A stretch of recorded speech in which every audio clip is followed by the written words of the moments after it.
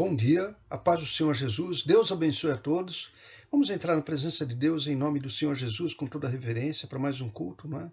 Então eu gostaria de convidar você, a todos que puderem, baixar sua cabeça, fechar seus olhos e clamar para que esta palavra venha ao encontro das necessidades de todos aqueles que buscam a Deus e que ela venha com poder e autoridade nas nossas vidas e aonde essa mensagem chegar em nome de Jesus, amém? Muito bem. Nós sabemos que na alma residem os sentimentos. Então, a alegria, não é? A paz, a felicidade, ou a tristeza, a angústia, não é? Os momentos de maior aflição, eles estão na nossa alma. Não é? E o que a Bíblia fala? Não é? Como que nós devemos fazer para que a nossa alma seja revigorada, fortalecida, para que nós tenhamos o refrigério, não é? Temos a plenitude de Deus e assim sendo encontrarmos a felicidade plena, completa. Nós vamos aprender nesta manhã com um homem, né, que é considerado na Bíblia, né, como um homem que fazia a vontade de Deus, né, um homem que seguia os propósitos de Deus. Esse homem era Davi, né, um homem conforme o coração de Deus. Eu queria convidar você para ir comigo lá no Salmo 63, na metade da Bíblia, né, no Antigo Testamento, e nós vamos aprender com Davi, não é, o que ele fazia nos momentos de angústia. Porque todos nós, sem exceção, nós passamos por momentos de angústia, de aflição, de decepção, de tristeza, não é? de uma alma assim entristecida, angustiada. Né? Então, o que Davi fazia? Preste atenção nos ensinamentos que ele vai trazer. Salmo 63, versículo 1. Ó Deus, Tu és o meu Deus, de madrugada te buscarei. A minha alma tem sede de Ti. A minha carne te deseja muito em uma terra seca, olha só, e cansada, onde não há água. Esse salmo, Davi escreve quando ele estava no deserto de Judá. E ele estava fugindo. Não se sabe ao certo se estava fugindo do rei Saul. Não é? Saul foi o primeiro rei de Israel, não é? Um homem que teve talentos e recursos dados por Deus para ele cumprir o propósito de Deus na sua vida, mas ele se recusou, né, a cumprir, ele se recusou a fazer a vontade de Deus, quis ir pelo seu próprio pensamento, seu modo de pensar, né, independente da palavra de Deus. E Davi, então, é escolhido, né, para substituir o rei Saul. Saul governa por 40 anos e Davi fica na expectativa, né, fica na espera do momento, né, em que Deus prepararia para ele assumir, né, o reino como rei. Né, e isso causa para Saul, né, uma revolta muito grande. Saul queria matar Davi. Então não se sabe se esse refúgio que Davi teve no deserto de Judá, né, ele estava fugindo de Saul, ou então do seu filho, o terceiro filho que ele teve, o Absalão, né, que acabou assassinando o primogênito de Davi, né, porque ele tinha violentado a sua irmã Tamar, né, e Davi não toma as providências, né, não corrige ele, e ele acaba se pervertendo e acabando perseguindo o próprio pai. Então, também é possível que Davi estivesse fugindo, né, do Absalão. Mas, de qualquer forma, Davi ele estava vivendo uma grande angústia na sua alma. E aqui quando ele fala que nós percebemos, ó Deus, Tu és o meu Deus, de madrugada te buscarei, a minha alma tem sede de Ti. Ele está com uma alma aflita. Né?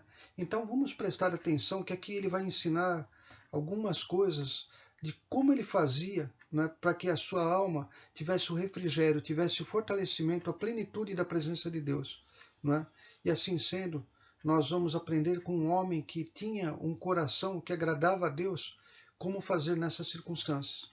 No versículo 2 fala assim: para ver a tua fortaleza e a tua glória como te vi no santuário, porque a tua benignidade é melhor do que a vida, e os meus lábios te louvarão. Então, ele começa a engrandecer, a ter ações de graças, a louvar a Deus. No versículo 4, assim eu te bendirei enquanto viver, em teu nome levantarei as minhas mãos. No Antigo Testamento, o fato de levantar as mãos significa buscar o socorro de Deus, né? Clamar a Deus. Então Davi, ele estava num momento em que a alma dele estava angustiada e ele buscava a Deus. O que ele fazia para ter a certeza de que Deus ia vir ter com ele e ia trazer o refrigério e trazer a plenitude, né? Resgatar a felicidade dele na sua alma? E começa a ensinar aqui no versículo 5. a minha alma se fartará com, olha só, é, detutando de gordura, e a minha boca te louvará com alegres lábios, né? Então ele mostra a importância do louvor. Isso sempre vai ser uma constante. Davi era um louvador por excelência. Então, guarde sempre isso. O louvor faz parte de todos aqueles que reconhecem Deus. E aí ele vai começar a buscar, então, aqui no primeiro ensinamento dele, não é para busca, ele fala aqui no versículo 6, quando me lembrar de ti na minha cama e meditar em ti nas vigílias da noite. Davi, ele tinha a busca de Deus, ele tinha sede de Deus, ele buscava a Deus. E de que forma ele buscava? Ele buscava intensamente. Queria que você deixasse anotado aqui e fosse comigo lá no livro de João, em primeiro lugar, no Evangelho de João, no capítulo 7, versículo 37, quando Jesus Cristo faz uma promessa. Jesus ele promete que todos que têm sede, né, olha só, vão ser saciados. João, Novo Testamento, capítulo 7, versículo 37.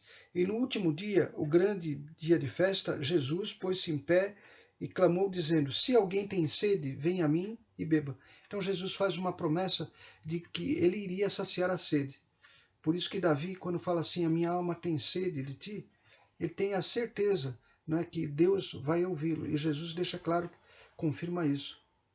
Outra coisa que nós vimos é a busca de Davi com intensidade. Não é? Nós precisamos entender que buscar a Deus não se deve fazer de uma forma simples, ou seja, uma forma superficial. Nós temos que buscar a Deus com intensidade, com verdadeiro interesse no nosso coração de encontrá-lo.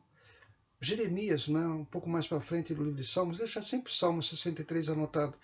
Mas Jeremias capítulo 29, versículo 13, fala assim, e buscar-me-eis e me achareis quando me buscardes de todo o vosso coração.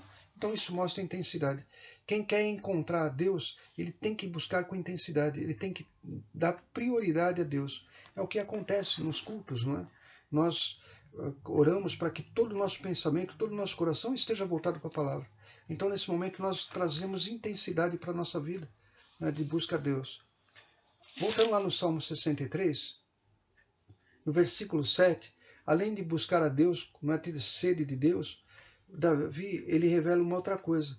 Davi mostra que ele reconhece Deus em tudo que ele tinha conquistado, em tudo que ele tinha feito.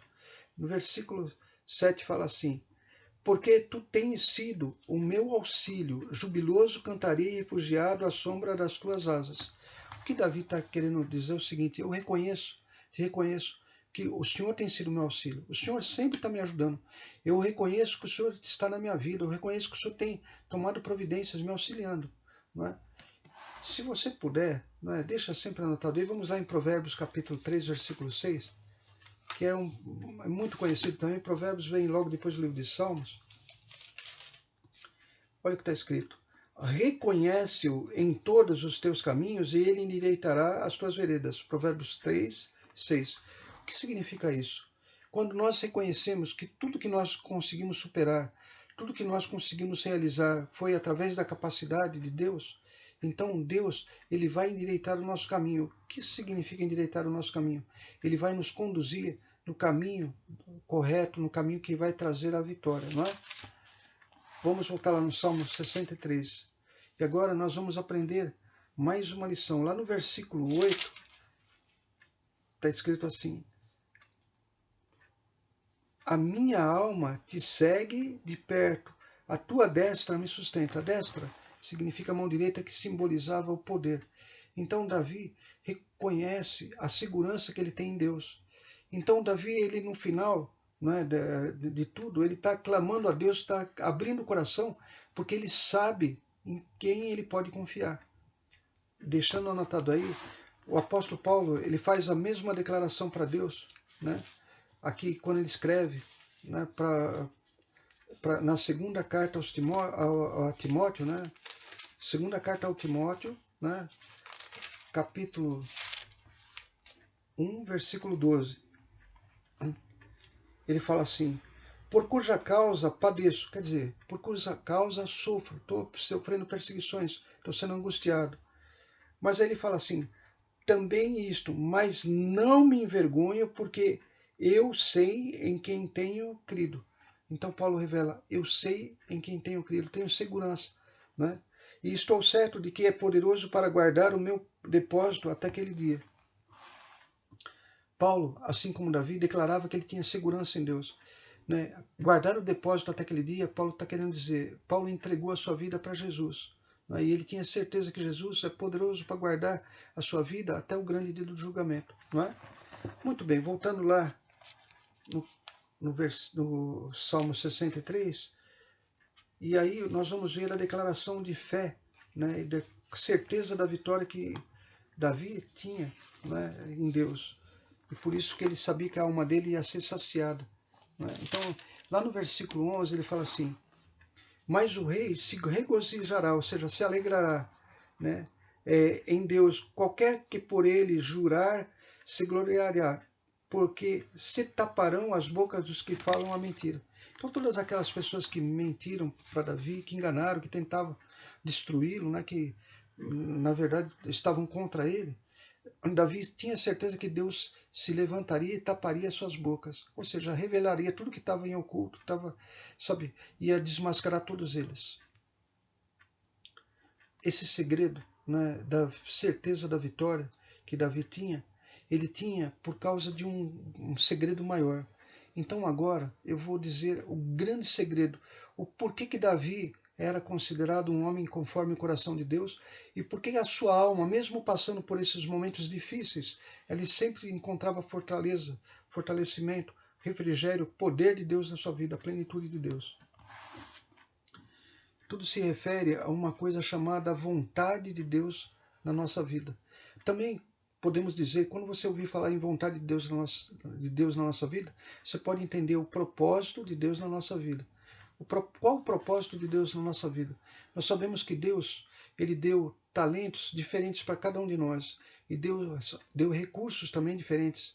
Então, os talentos e os recursos que Deus colocou na nossa mão são para nós fazermos a sua vontade. E a sua vontade é ganharmos almas, sermos bons testemunhos, né, de Deus, para que as pessoas vejam em nós a luz, né? E assim sendo, né, nós possamos ser o bom testemunho e levar a presença de Deus na nossa vida e conquistar vidas para o reino de Deus. Davi, eu queria que você visse lá em Atos, capítulo 13, né, versículo 22, um texto também muito conhecido. Mas o que diferenciava Davi de Saul, né? Olha só.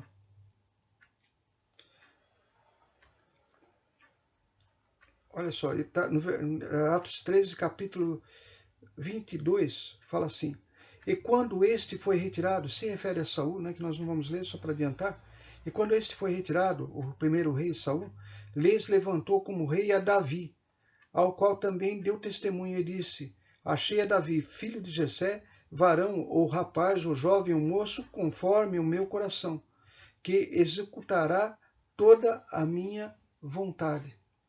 O que diferenciava Davi de Saul é que Davi, ele recebe todos os talentos de Deus, né? Davi era um excelente guerreiro, um excelente pastor, um excelente louvador, louvava, né? Era um louvador excelente, escreveu os livros, muito do livro de Salmos, um ungido de Deus, todo esse talento que ele recebeu e os recursos que ele tinha recebido, financeiros, ouro, prata, ele colocava tudo isso à disposição de Deus.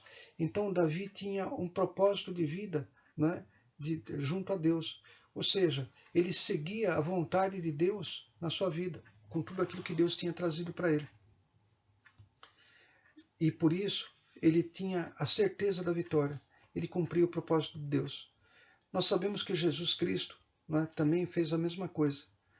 E se você puder, vá comigo lá em Mateus capítulo 26. Você vai ver que Jesus Cristo enfrenta vários problemas, né? Texto bem conhecido, Mateus capítulo 26, onde Jesus ele participa da Páscoa, né? E junto com seus discípulos. E aí ele, durante a celebração da Páscoa, né? Da ceia da Páscoa, ele revela que ele sabia que iam trair ele.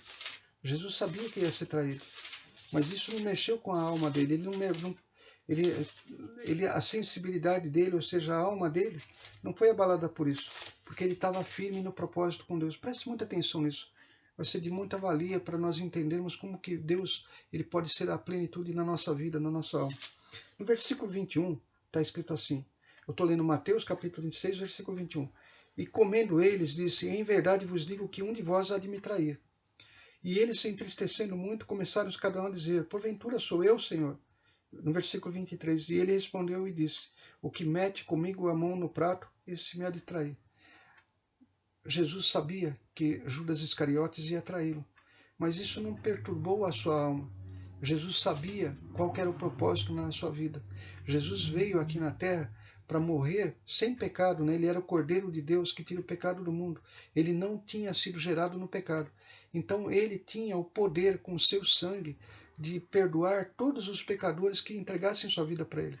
Foi isso que aconteceu quando ele morre no Calvário, entrega sua vida e derrama todo o seu sangue. Mas Jesus ele tinha uma outra característica também, para que a sua alma tivesse esse poder, não é? De resistir e de seguir em frente. Lá no versículo 30, ainda do capítulo 26, está escrito assim, e tendo cantado hinos, saíram para o Monte das Oliveiras. Então Jesus também louvava. Jesus ensina o louvor a Deus como uma forma de força da nossa alma para cumprir todos os propósitos de Deus nas nossas vidas. Jesus, ele passa por um momento de aflição. E lá no versículo 39 ainda do capítulo 26, quando ele estava no Getsemane, olha só o que está escrito. E indo um pouco mais para adiante, prostrou-se sobre o seu rosto, orando e dizendo, meu Pai, se é possível, passe de mim esse cálice, todavia não seja como eu quero, mas como tu queres. Jesus sabia o propósito que ele tinha vindo, o propósito de Deus na sua vida, e Jesus cumpria a vontade de Deus na sua vida. Assim como Davi também cumpria com tudo que ele tinha recebido, não é? Lógico que Davi, ele era um homem falho, Jesus era perfeito, mas Davi, com todas as suas forças, buscava cumprir os propósitos de Deus. E para encerrar, você vê que no versículo 56, ainda esse capítulo 26, até os seus discípulos o deixam, olha só. Mas tudo isso aconteceu para que se cumpram as escrituras dos profetas. Então todos os discípulos, deixando, fugiram. Lógico, todos que viram que ele ia ser preso, açoitado e possivelmente crucificado, todos fugiram. Né? Mas isso não abalou a Jesus, porque a sua alma estava firme em Deus. Ele sabia o propósito de Deus na sua vida, ele cumpria a vontade de Deus na sua vida. O apóstolo João vai declarar que a mesma segurança que Davi tinha de que ele ia ser atendido no final do Salmo 63, o apóstolo João vai revelar esse segredo lá em 1 João, lá praticamente no final da Bíblia, perto do Apocalipse, 1 João capítulo 5, versículo 14. E esta é a confiança, olha só, que temos nele, que se pedirmos alguma coisa segundo a sua vontade, ele nos ouve. E se sabemos que nos ouve em tudo que pedimos, sabemos que alcançamos as petições que lhe fizemos. Então, a vontade de Deus na nossa vida é o propósito de Deus para cada um de nós. Ele nos entregou talento, ele nos entregou recursos, e ele espera que cada um de nós use isso para ganhar almas, não somente para nosso benefício, mas para que nós possamos, através do poder de Deus, conquistar almas para o reino de Deus. Eu espero que você tenha entendido isso e que quando você estiver passando por um momento de angústia na sua alma, você se lembre dessa palavra e busque o propósito com Deus e se firme nisso, sabendo que nós não somos perfeitos, nós somos falhos, mas aquele, né, que nos escolheu, ele nos aperfeiçoa através da sua palavra, através de Cristo Jesus em nossa vida. Queria convidar você para baixar sua cabeça, fechar os seus olhos. Meu Deus e meu Pai, em nome de Jesus, nós te agradecemos pela tua palavra, meu Pai, que essa palavra nos traga os ensinamentos para que a nossa alma sempre seja preenchida plenamente com a tua alegria, com a tua felicidade. Que o propósito de vida, meu Pai, nosso, seja de acordo com a tua vontade, que nós possamos seguir o teu propósito, meu Pai, e assim sendo alcançar todos os nossos pedidos junto a ti. Pai querido, em nome de Jesus, que essa palavra seja poderosa e alcance todas as vidas que ouvirem, aonde essa mensagem chegar. Em nome de Jesus. Você que crê, diga amém e graças a Deus. Muito bem. Lembrando que no próximo domingo nós teremos a Santa Ceia, lá na igreja de Ribeirão Pires, com os cultos presenciais, começando às 10 horas, com toda a segurança. Também vamos celebrar a Santa Ceia. Mas no próximo domingo nós teremos a nossa live. E a live acontece às 11 horas da manhã. com a celebração da Santa Ceia. Então eu queria que você na sua casa preparasse o seu pedaço de pão, o seu suco de uva, para que no próximo domingo nós possamos celebrar, não é, a Santa Ceia, comemorar, celebrar, não é, da Santa Ceia do Senhor, juntos, em nome de Jesus.